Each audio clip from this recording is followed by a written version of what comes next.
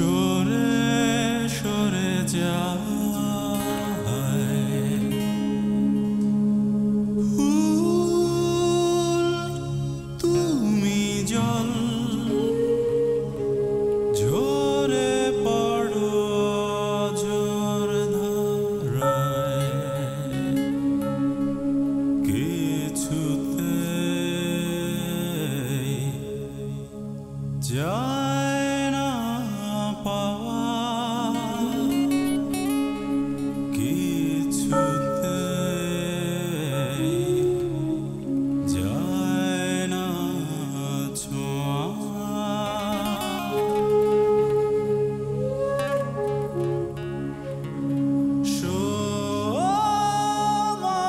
সময় তুমি সাদা ঘোড়া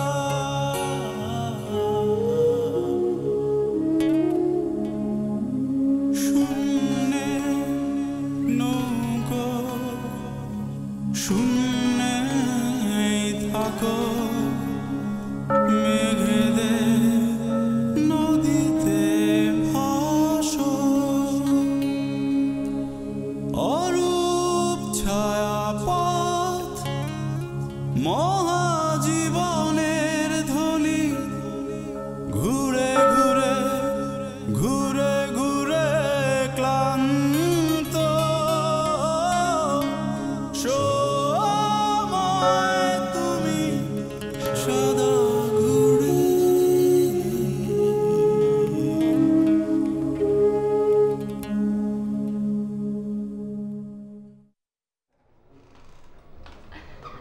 আরে তিথি আপু তুমি ফোন দিয়ে আসবে না? আসি দাঁড়া কিরে কি অবস্থা তোর দেখা হয়েছে কথা হয়েছে তুই এখানে এসেছিলি কেন? এসেছিলাম না মানে এমনি এমনি মানে কি? না এমনি মানে হচ্ছে যে ওর সাথে ওদিন রাস্তায় দেখা হলো তো ও আমাকে ওর ঠিকানাটা বললো তো আজকে যাচ্ছিলাম এই রাস্তা দিয়ে ভাবলাম ওর সাথে দেখা করে যাই ঠিকানা দিল আর চলে আসলি? এভাবে কেন বলছিস লালা তোর বোন না আসতেই তো পারি মানুষ মানুষের বাসা যায় না আমাকে জিজ্ঞেস করার কি প্রয়োজন মনে হলো না যে না আমি একটু তিথিকে জিজ্ঞেস করি যে সূর্য কথাটা এভাবে বলার তো কিছু নাই মানে এসছি সিম্পলি এসছি এভাবে ভাবিনি যদি ভাবে ভাবতাম তাহলে আসলে আসতাম না সরি ট্রাস্ট মি অন্য কিছু না আসি পরে ফোনে কথা হবে লালা আসি না তিথি আপু চলো ভিতরে চলো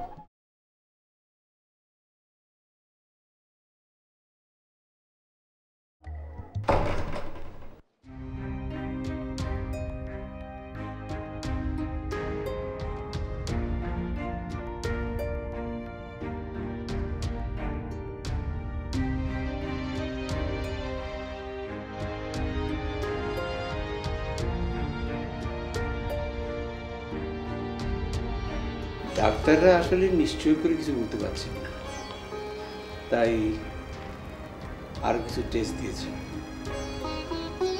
তবে এটুকু বলেছেন যে ব্লাড কন্ডিশন নাকি ভালো না আর কি বলেছে? না আর তেমন কিছু বলেনি তবে ওই টেস্টগুলো রিপোর্ট পেলে হয়তো বলবেন তবে এইটুকু বলেছেন যে ব্লাড সেলে হয়তো ইনফেকশন থাকতে পারে আর এ রোগের চিকিৎসা এদেশে ভালো হয় না আচ্ছা ঠিক আছে আগে টেস্টগুলো তো করাই তারপর দেখা যাবে আগে থেকে এত টেনশন হওয়ার তো কিছু নেই কিন্তু ধর যদি কঠিন কোনো রোগ ধরা পড়ে ভাইজান আগে টেস্টগুলো তো করাই জানি না ইদানিং খুব ভয় হয় মাঝে মাঝে মাঝরাতে ঘুম থেকে উঠে বসে আর ঘুম আসে না ভাইজান আপনাকে না কতবার বলেছি খুব বেশি খারাপ লাগলে আমার এখানে চলে আসবেন এই বয়সে নিজের বাড়ি ছেড়ে অন্য কোথাও থাকতে ইচ্ছে করে না আমি জানি আপনি এরকমই একটা উত্তর দেবেন যাই হোক তিথিকে বলে দেবেন এরকম শরীর খারাপ নিয়ে যেন বাইরে না যায় আচ্ছা ও কি নিজেও বোঝে না যে ওর শরীরটা কত খারাপ ও কি আর কথা শোনে শুনতে হবে না তাই বললে খেয়ালি করলে চলবে বাসায় বসে রেস্ট নেবে দরকার হলে বন্ধুরা বাসায় আসবে বাসায় বসে গল্প করবে এতে তো কোনো সমস্যা নেই আচ্ছা আমি বলবো আচ্ছা ওই রিপোর্টগুলো দেখে যা মনে হলো খুব সাবধানে থাকতে হবে, তোকে বলে দিতে হবে। আচ্ছা আমার সাথে দেখা হোক, আমি ওকে বলে দেবো। না না, তোকে বলতে হবে, আমিই বলে দেবো।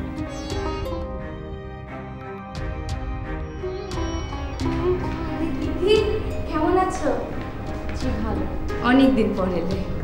তপুর কি খবর? ও তো আমার সঙ্গে আর যোগাযোগই করলো না। ছেলেটাকে একটু ভালো করে দেখতেও পেলাম না। ভাইয়ার কোনো খোঁজ নেই, কই থাকে তাও জানে না। ওর এত বন্ধুত্ব শেষ নেই, এই বন্ধু সেই বন্ধু, কখনো কখনো বাসায় থাকে, আবার কখনো কখনো মেস। ও বাসায় আসে না?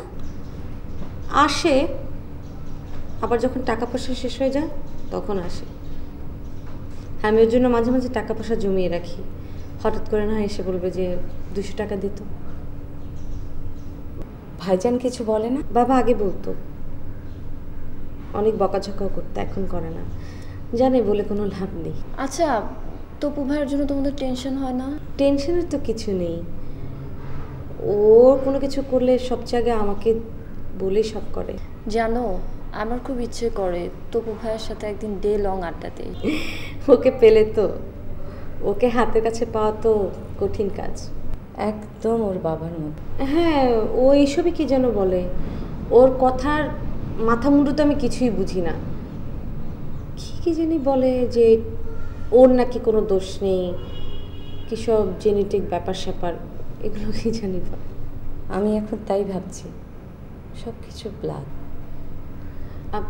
বাদ দেন তোর কথা। আমি তপুর লাইফটা সেটেল করে দিতে চাই। আমার খুব ভয় হচ্ছে, আমি চাই না পুরনো ঘটনা পুনরাবৃত্তি হোক।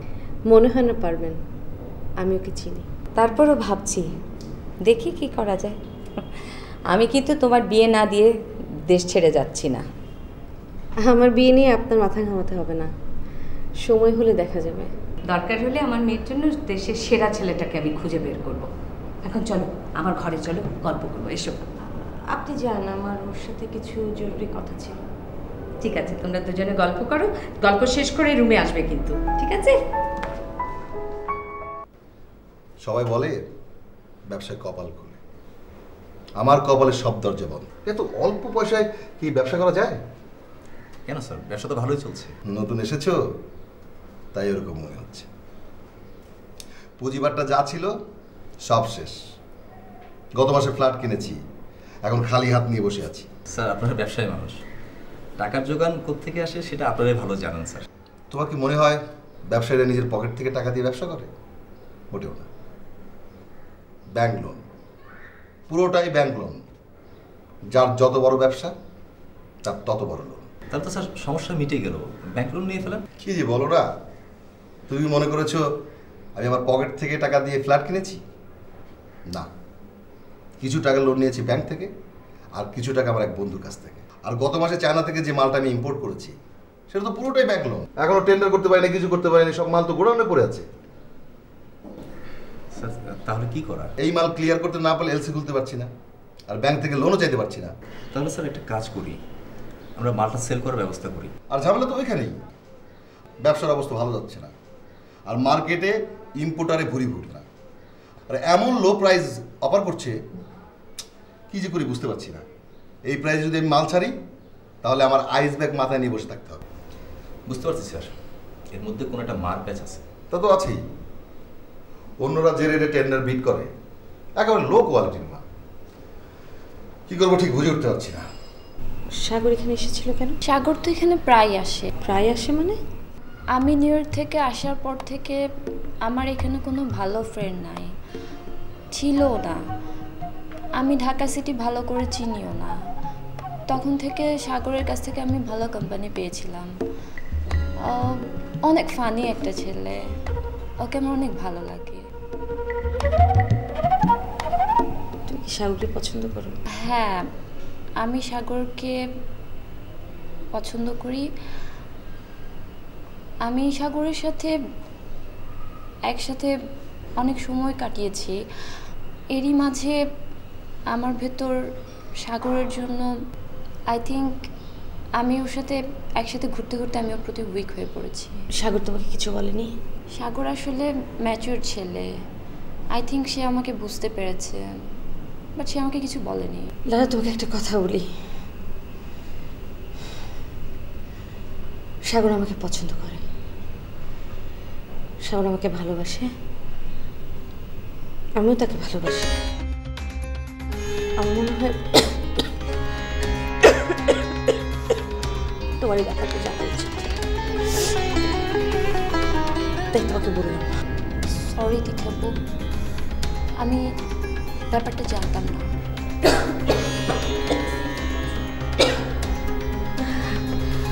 না ঠিক আছে, আমি বাসে যাবো। মায়ের সাথে দেখা করবো।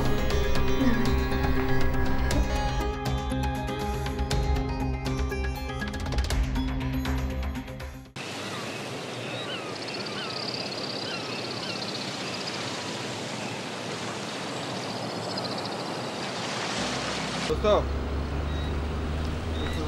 এই দোস্ত আমার কথা, আমার কথাটা তো শোন। কি হচ্ছে? আমি একটা বিশাল প্রবলেম হয়ে গেছি। তুমি যে চিস, তোমার আবার প্রবলেম কে করলো? আরে আশ্চর্য, সিরিয়াসলি বলছি, ফাজলামি কেন করছিস? তোমার কে কোন চিপায় ফেললো বলো তো? কোথাচ্ছিস কেন? আমি আমার নিজের চিপায় পড়ে গেছি। নিজে চিপায় পড়ছো? হ্যাঁ। শোনো, বিধাতা বলে একজন কেউ আছে জানো তো, এখন তার প্রমাণ হলো। একদম ঠিক আছে, বলো কি হয়েছে? লারা ওর বাসায় যেতে বলেছিল।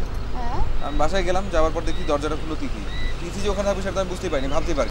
হয়তো পুরো বাংলা ছবির কাহিনী দেখি, এক নায়িকার সঙ্গে দেখা করতে গেছে আর আরেক নায়িকা চলে এসেছে। ওয়াও, কি ফাজলামোটা বন্ধ করবে? আমি সিরিয়াস। আশ্চর্য, আমি ফাজলামো করছি কারণ প্রচন্ড রেগে আছি, রাগ কন্ট্রোল করবার জন্য এরকম করছি, বুঝতে পেরেছিস?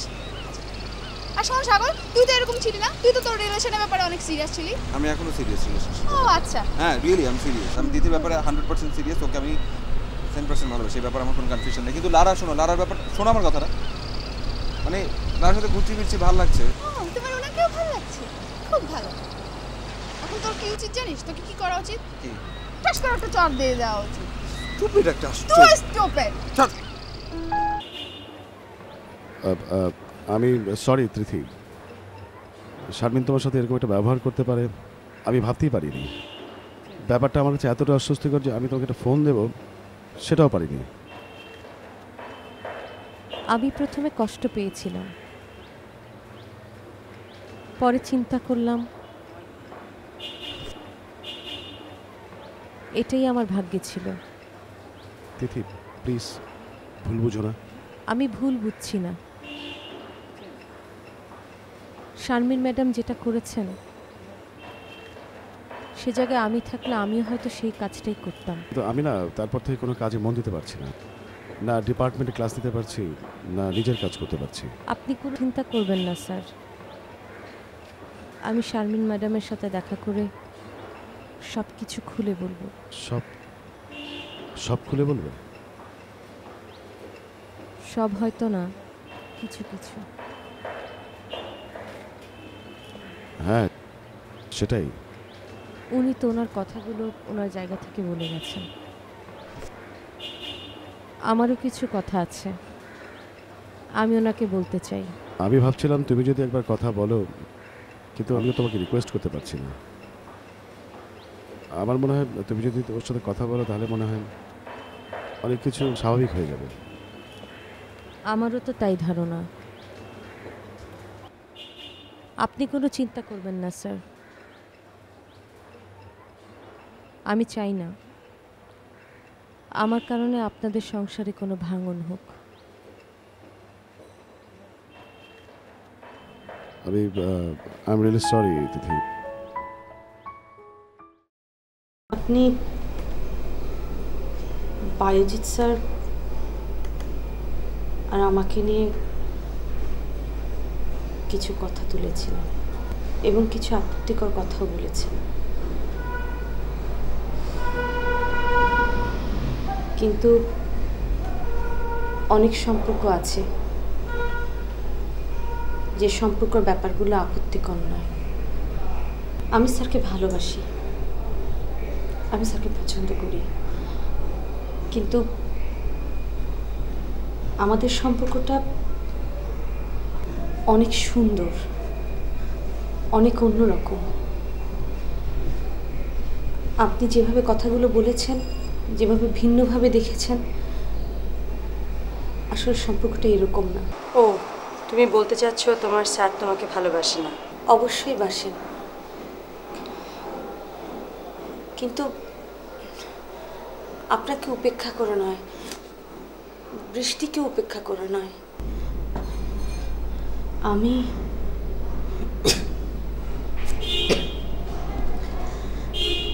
আমি আগে বুঝতাম না সংসার, সন্তান, সংসারের প্রতি টান। বায়োজিৎ স্যারের সাথে মেশার পরে আমি বুঝেছি মানুষ যদি ঘর বিমুখ হোক না কেন, অস্তিত্বের কোথাও তার জন্য একটা সংসারের প্রতি টান অনুভব করে। তুমি ভুল বলছো, তোমার স্যারের মাঝখানে ওসব নেই। কি বলেছি নেই? অবশ্যই আছে। স্যার আমাকে হয়তো ভালোবাসেন, কিন্তু আমাকে নিয়ে স্যার স্বপ্ন দেখে। ও, তাহলে তোমাদের ভালোবাসাটা কিরকম? আমাদের ভালোবাসাটা দুই রকমের। স্যারের প্রতি আমার ভালোবাসাটা মোহর, আমার প্রতি স্যারের নিঃশ্বাস ফেলার একটা জায়গা। স্যার আপনাকে অসম্ভব ভালোবাসে ম্যাডাম। আপনি স্যারকে ভুল বুঝবেন না। স্যার আপনাকে অনেক ভালোবাসে, তার চেয়ে বেশি ভালোবাসে বৃষ্টিকে। এই, এই, এই, এই,